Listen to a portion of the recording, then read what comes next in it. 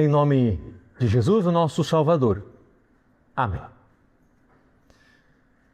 Um bordão utilizado por um influenciador recentemente tem gerado uma onda de memes na internet.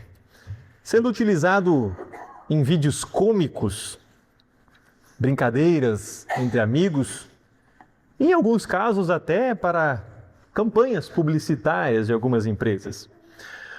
Um bordão que foi utilizado para descrever uma situação ou algo que é uma versão genérica, uma imitação, uma aparência.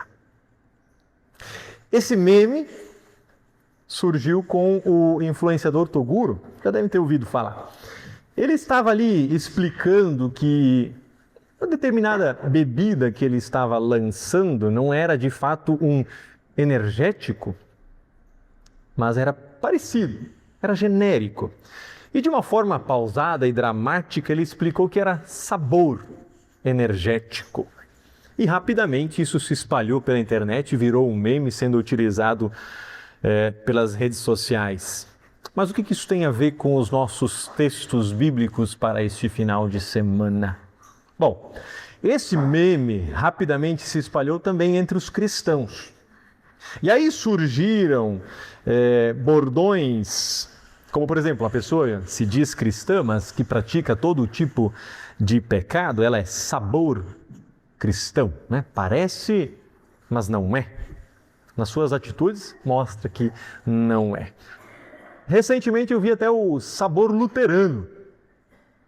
Diz que é luterano, mas tem a sua santinha em casa, ou seu pingente com a santinha. É o sabor luterano.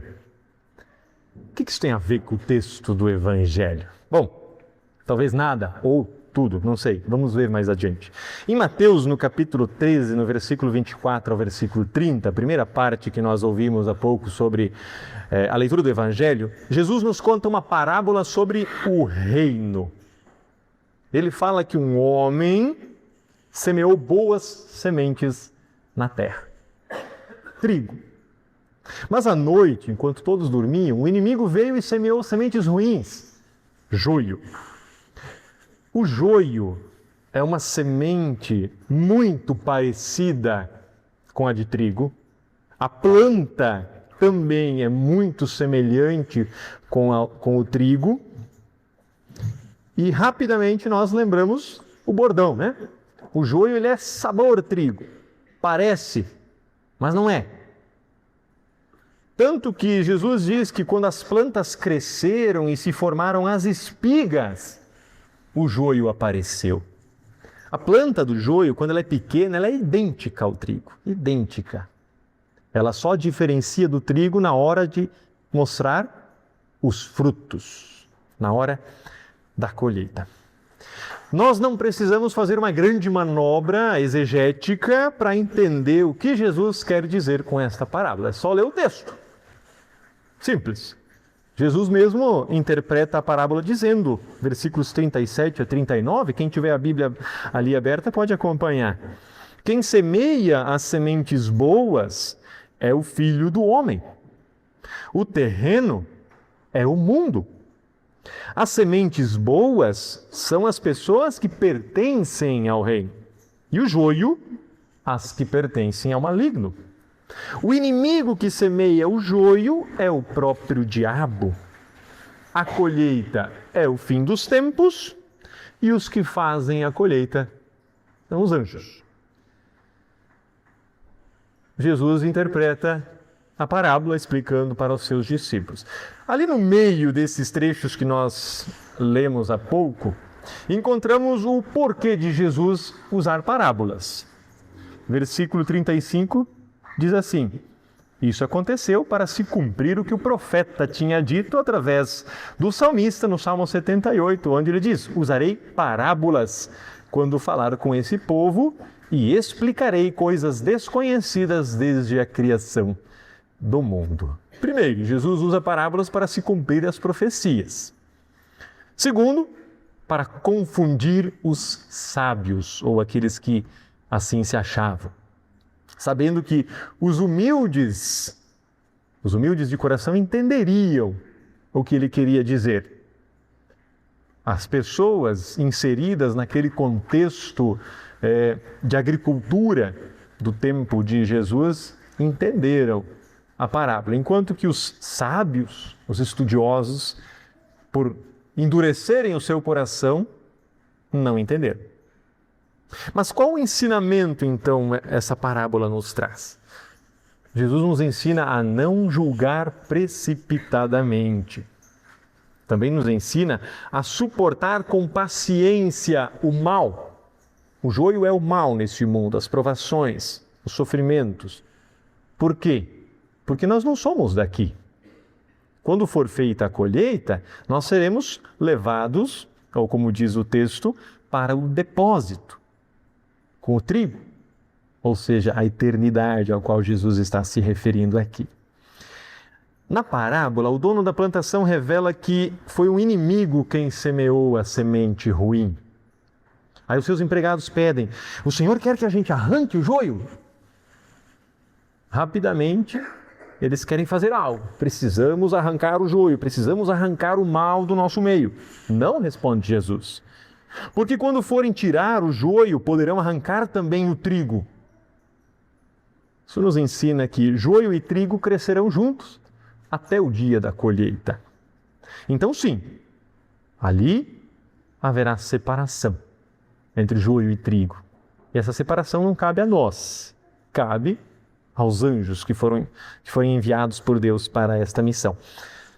Então, visto que o trigo representa as pessoas que pertencem ao reino, logo lembramos da Igreja de Cristo. Somos gente que produz frutos dignos do reino, dignos da obra que foi feita em cada um de nós e por cada um de nós. Frutos dignos daqueles que têm a presença do Espírito Santo dentro de si. Gente que teve a semente do reino florescendo dentro de si. Essa parábola nos leva a refletir sobre o que é ser igreja, tanto no sentido de viver uma vida santificada, consagrada a Deus, com a nossa união, como também na nossa união no próprio templo, a igreja visível, a nossa congregação, a nossa paróquia, nosso local onde nos reunimos.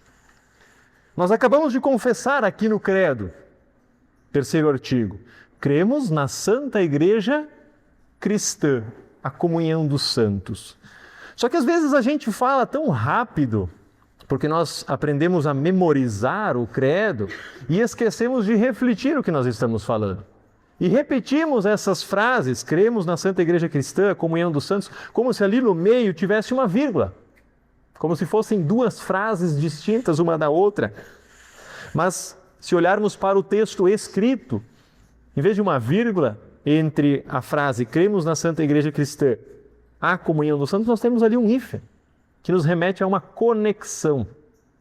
Poderíamos falar assim: creio na Santa Igreja Cristã, que é a comunhão dos santos.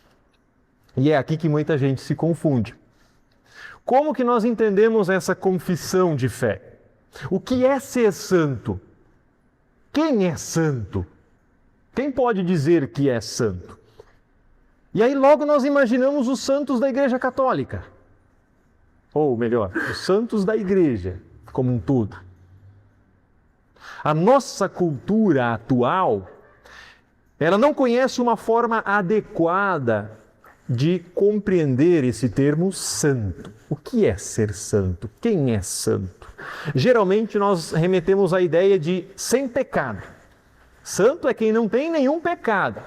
E aí temos o costume até dizer de uma forma pejorativa para uma pessoa que se veste de uma forma discreta, que frequenta a igreja com frequência, dizer: o santão, olha lá a santinha, de uma forma pejorativa.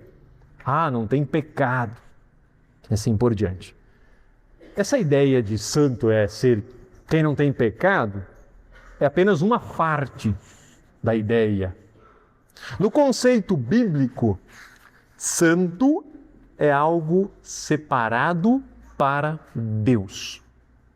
Algo separado para Deus. E aí já muda um pouco a nossa ideia. Em virtude do nosso batismo, nós fomos separados para Deus. Por meio da morte e da ressurreição de Jesus. No batismo nós participamos da morte de Cristo. E também participamos da ressurreição. Ressurgindo como uma nova criatura. Tirados do mundo e separados agora para Deus. Então nós somos santos.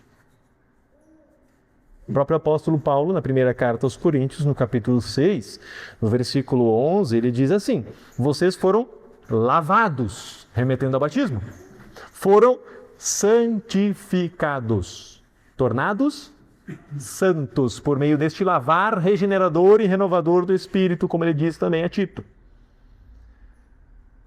Como santos, então, o apóstolo Pedro nos exorta que nós não devemos moldar a nossa vida de acordo com as preferências e os valores mundanos, separados para Deus, que ainda vive neste mundo, mas não mais para viver como este mundo, mas como a vontade de Deus quer.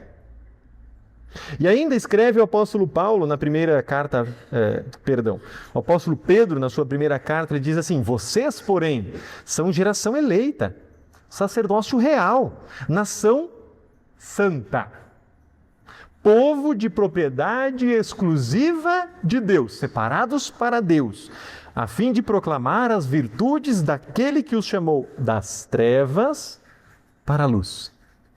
Tirados da condição de pecadores para santos. Santos de Deus, nação santa, povo de propriedade exclusiva de Deus. Nós não pertencemos mais ao inimigo, não pertencemos mais ao diabo. Agora pertencemos a Cristo. Ele nos comprou com o seu sangue. Vivemos na luz. E por vivermos então na luz, nós devemos abandonar os caminhos do mundo e seguir o caminho de Deus. Viver em santidade. Jesus é santo. E Ele nos declara santos por meio da fé. É isso que nos torna santos. E quem morre nesta fé é santo também na eternidade. E aí nós lembramos dos santos. São João, São Marcos, São Lucas, São Pedro, São Paulo, o nome da nossa congregação, da nossa paróquia. Mas nós não nos prostramos diante dos santos. O texto de Isaías lá nos proíbe. Todo o texto bíblico, aliás, nos proíbe. O próprio primeiro mandamento nos proíbe a fazer isso. Nós os lembramos como heróis da fé. E por terem morrido nesta fé, são santos. Mas eles não são melhores ou piores do que os outros que morrem na fé, que são desconhecidos da igreja. Mas como que tudo isso se encaixa então na explicação da parábola do joio e do trigo? Se o trigo representa a comunhão dos santos, a igreja de Cristo, o seu reino, aqueles que foram colocados no mundo então para produzir de 100, 60, 30 por uma, nós devemos viver assim como Deus espera. Nós não podemos entender essa parábola sem entender a parábola que nós ouvimos no último domingo, a parábola do semeador. Lá, Jesus nos conta que o homem saiu para semear e algumas sementes caíram na beira do caminho, onde o maligno veio e tirou, comeu. O pássaro ali que comeu as sementes representa o diabo. Outras sementes caíram no meio de pedras. E como a raiz não era profunda, quando veio o sol, logo elas morreram. Outras ainda caíram no meio de espinhos e por causa do contexto ali ao redor, as frustrações ou a própria perseguição por causa da palavra, elas foram sufocadas, a fé dessas pessoas foi sufocada. E a semente boa, então, que caiu em terra boa, produziu de 100, 60 a 30 por uma, mostrando que o reino de Deus não é feito apenas de grandes obras de misericórdia, mas pequenas obras também fazem parte deste reino, lá onde Deus nos coloca para o termos em primeiro lugar em nossa vida e ao nosso próximo amando como nós amamos a nós mesmos. Então, a semente é a palavra de Deus que germina, cresce no nosso coração e no tempo certo produz uma colheita maravilhosa. Entendendo aqui a parábola do joio e do trigo, a semente foi semeada em nosso coração para produzir bons frutos. As pessoas, então, que são identificadas como o trigo, a semente boa, vivem na luz. Elas mostram, através das suas atitudes, que elas são, de fato, filhas de Deus. Elas produzem fruto. Lembra o que Jesus diz, né? Quando as plantas cresceram e se formaram as espigas, o joio apareceu. Nós diferenciamos o joio do trigo no fruto, na semente que cada um produz. O joio de Jesus que é o mal. Ele foi semeado à noite. Pessoas más, pessoas que praticam a iniquidade. E esse mal vem às escondidas, na surdina. Por isso que Jesus diz que o inimigo semeou à noite uma semente ruim. Com a queda em pecado, o inimigo semeou esta semente ruim no mundo, que é o campo, como nos explica Jesus.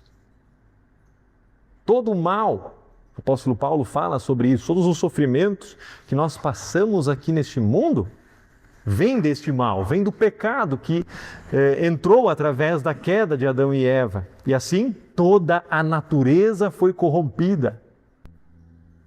Catástrofes naturais que acontecem, as violências, tudo de mal que acontece veio por causa desse pecado. É a semente ruim, o joio no meio do trigo.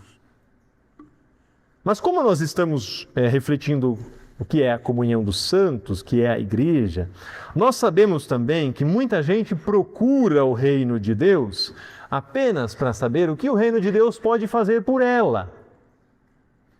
Ela pensa, bom, isso aqui está ruim na minha vida, aquilo não anda bem, os meus negócios não estão dando lucro, aqui eu estou sem dinheiro, o que o reino de Deus pode fazer por mim?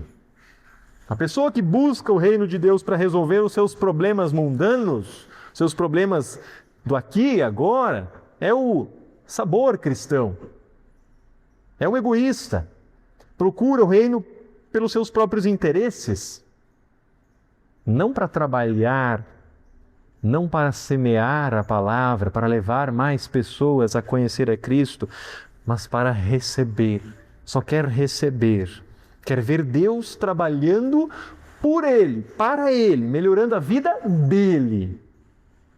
Esse é joio também, ele cresce no meio da igreja, no meio da plantação do trigo. Mas Jesus nos exorta a não julgar precipitadamente. Diz o apóstolo Paulo, Deus é quem vê o que está dentro do coração de cada um. O sinal que alguém pertence a Deus é o fruto do espírito daquela pessoa. É o seu caráter, é a sua mente renovada, é o seu pensamento transformado. É tudo aquilo que apresenta transformação. E aí no nosso meio nós somos acostumados a ouvir muitas vezes que o sinal de que a pessoa tem fé é prosperidade, é saúde plena, é viver uma vida perfeita aqui e agora. E se alguma doença lhe atinge, logo se aponta o dedo dizendo, você não tem fé, você não crê o suficiente, por isso você está doente. Como se o sinal de que a pessoa pertence a Deus fosse uma vida plena, perfeita. Mas não é bem assim que as coisas funcionam. O próprio Jesus diz, no mundo vocês vão passar por muitas aflições. O apóstolo Paulo diz que os sofrimentos que nós passamos aqui não se comparam à glória que nós vamos receber na eternidade. Então, se ele diz que nós, cristãos, vamos receber sofrimentos aqui, nós sabemos que ter uma vida perfeita, prosperidade, muito dinheiro, bons negócios, não é um sinal de que somos parte do reino de Deus. Um sinal de que somos parte do reino de Deus são os frutos. Frutos gerados por um coração que tem fé, que confia. Frutos do Espírito, bondade, mansidão, amor. Mesmo que vivamos em meio a sofrimentos. Mas nós somos tentados a julgar precipitadamente quem é joio, quem é trigo. Mas diz Jesus que ao tentar fazê-lo, vocês poderão arrancar o trigo junto. Quantas vezes, por causa de nossas atitudes de julgamento, nós não afastamos pessoas da palavra de Deus? Julgamos como se vestem, como falam, como andam, o que comem, o que bebem, e acabamos afastando pessoas do nosso meio. Lá em Mateus, no capítulo 15, Jesus diz que não é o que entra pela boca que torna uma pessoa impura, mas o que sai dela. O fruto que ela produz, é isso que torna a pessoa impura. Há uma diferença entre um julgar precipitado de uma ação pecaminosa e o julgar o coração de uma pessoa. Dizer, esse aqui não pertence ao rei. Fulano, ciclano, pela sua aparência, você tem cara de que não é cristão. Todos nós estamos suscetíveis a cair em pecado, a agir de forma pecaminosa. Nós queremos logo apontar o dedo, dizer, fulano, ciclano não pertence ao rei. E geralmente nós dizemos, a pessoa que pertence ao reino é aquele nosso amigo, aquela pessoa de quem a gente gosta. Geralmente é aquele que pensa igual a mim. Ele vai torcer para a Argentina amanhã, aquele lá é joio. Ele vota no outro, aquele lá é joio. Aquele lá não é cristão. Ele se veste assim, assado, aquele lá não é cristão, aquele lá é joio. Geralmente, nós apontamos como trigo aqueles que concordam com as nossas ideias. Vai torcer para a Espanha amanhã. Esse é meu amigo, esse aí é trigo. Aquele que vota no mesmo candidato que eu, esse aqui é trigo, o outro não. E assim por diante. Nós queremos julgar precipitadamente as pessoas. Nós esquecemos que nós também pecamos. O que torna a pessoa impura não é o que entra, mas o que sai. Quando nós produzimos frutos que não são dignos do reino, nós acabamos nos tornando joio. Uma erva daninha não pode ser transformada lá na roça, quem é agricultor. Tu não pode transformar a buva lá no meio do soja em soja. Mas no reino de Deus, o joio pode ser transformado em trigo. Aquela pessoa que não produz frutos pode um dia produzir. Por isso que nós temos que entender essa parábola ligado com a parábola do semeador. Quem semeia a palavra é Deus. Quem prepara o solo do nosso coração é Deus. Às vezes o nosso solo é a beira do caminho. A palavra entra pelos ouvidos, mas ela sai pelo outro. O inimigo vem e tira. Às vezes as circunstâncias ao nosso redor abafam a nossa fé, a nossa confiança em Deus. Ou por causa de perseguições ou alguma outra coisa que tira a nossa paz, o nosso sossego, nós desacreditamos a palavra de Deus. Muitas vezes o nosso coração é um solo pedregoso, espinhento. Muitas vezes nós somos joios também. Não produzimos bons frutos. Mas é Deus quem nos faz produzir os bons frutos. É Ele quem prepara a nossa terra, a terra do nosso coração. Ele faz por meio da palavra. Onde Ele vem, fala da sua lei. Nós falamos lá no Salmo, né? O mal nos cerca, mas eu não esqueço a tua lei. Ele também apresenta o Evangelho, o que Ele fez para nos salvar por meio de Cristo Jesus. Assim Ele vai preparando o nosso coração. Ele preparou nos dando o perdão no batismo. O primeiro presente, diz o apóstolo Paulo, foi o Espírito Santo, que nós recebemos lá no batismo. A fé é fortalecida no sacramento do altar. Então todos nós estamos suscetíveis a cair em pecado, a agir de forma pecaminosa. O pecado está no mundo, está em nós também. Nós ainda estamos nessa inclinação ao pecado. Mas aquele que pertence ao reino, ele luta contra essa inclinação. Não quer dizer que não vai mais pecar, que vai ser um santo, ou seja, sem pecado nenhum. Mas quando ele peca, ele reconhece o seu pecado e procura o perdão. O apóstolo João nos ensina que quando pecamos, nós temos um advogado junto ao Pai, que é Cristo Jesus. Ele intercede por nós, não os santos, não nenhuma outra pessoa ou imagem, mas Cristo. Ele é o nosso intercessor.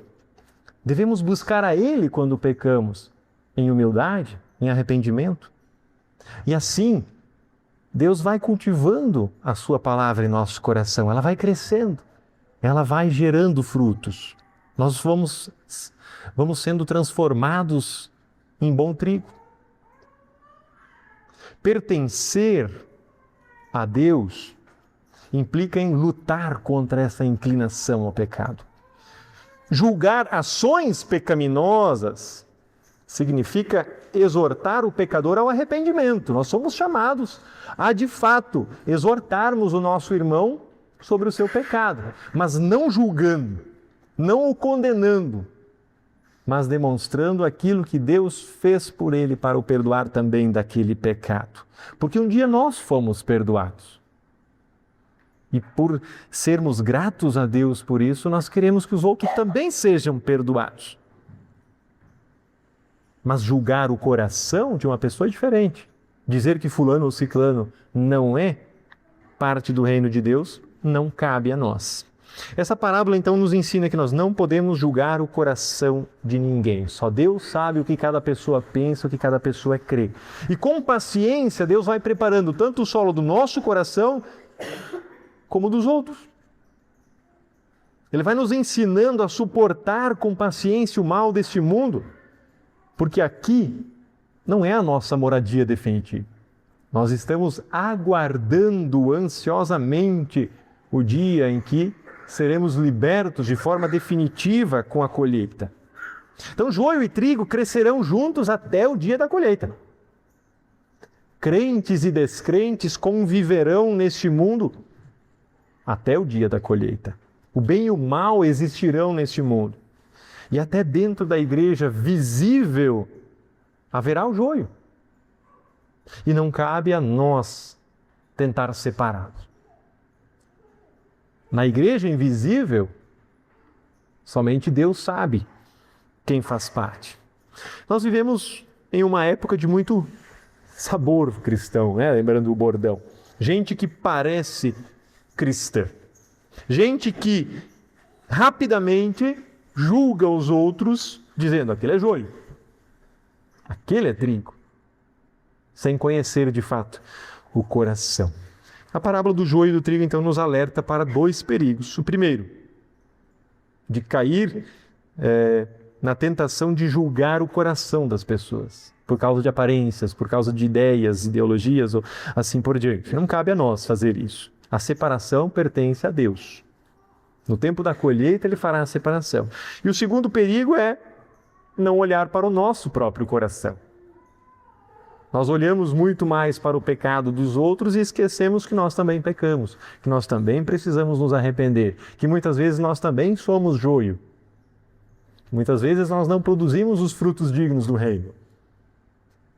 Devemos olhar para o nosso coração, para a nossa vida e refletir: será que nós estamos apenas com aparência de trigo? Estamos com aparência de fé, demonstrando fé falsa, por meio de atitudes falsas? Ou nós estamos de fato gerando frutos dignos do reino? Frutos que nascem de um coração agradecido, um coração que confia em Cristo, um coração que foi transformado em um solo bom.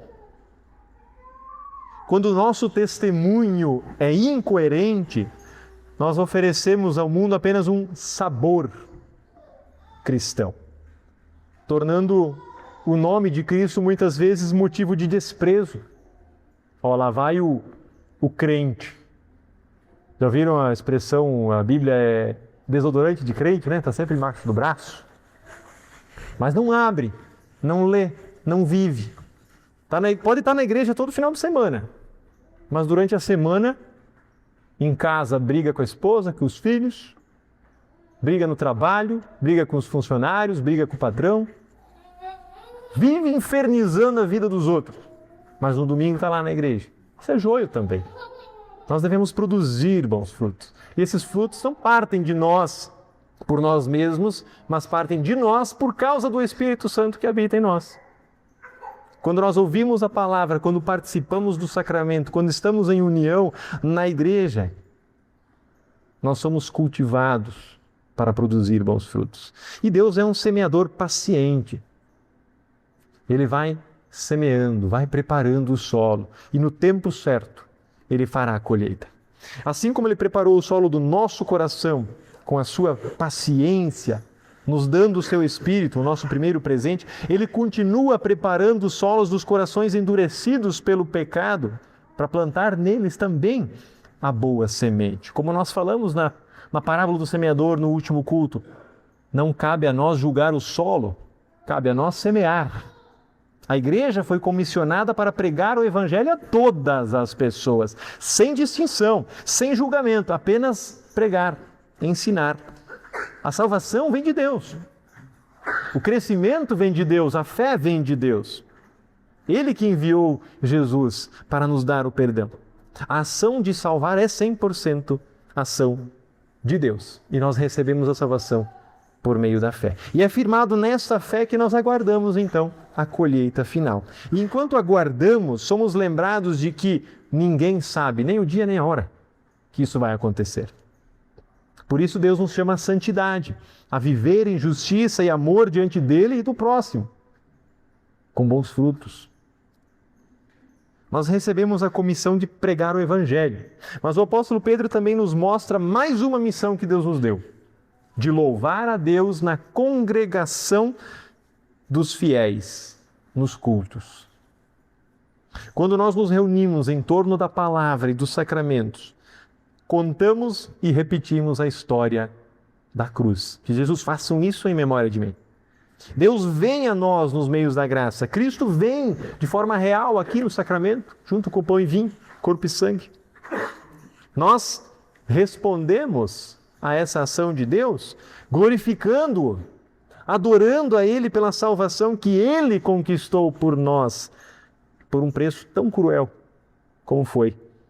No Cristo crucificado e ressuscitado, nós somos um povo santo, propriedade exclusiva de Deus, separados para viver segundo a sua vontade, produzindo os bons frutos, os frutos da fé, os frutos do Espírito. E devido a essa nossa nova identidade, somos santos. E temos um duplo propósito aqui neste mundo: evangelização e adoração. Semear a palavra e louvar a Deus por ter nos proporcionado o perdão. Deus, o único santo de Israel, enviou o seu único santo para nos redimir mediante a sua morte e ressurreição. E unidos com Cristo em nosso batismo, nós nos tornamos pessoas santas. O povo santo de Deus, vivificados pelo Espírito Santo. E Pedro nos relembra que o propósito da nossa vida flui diretamente desse nosso novo relacionamento com Deus.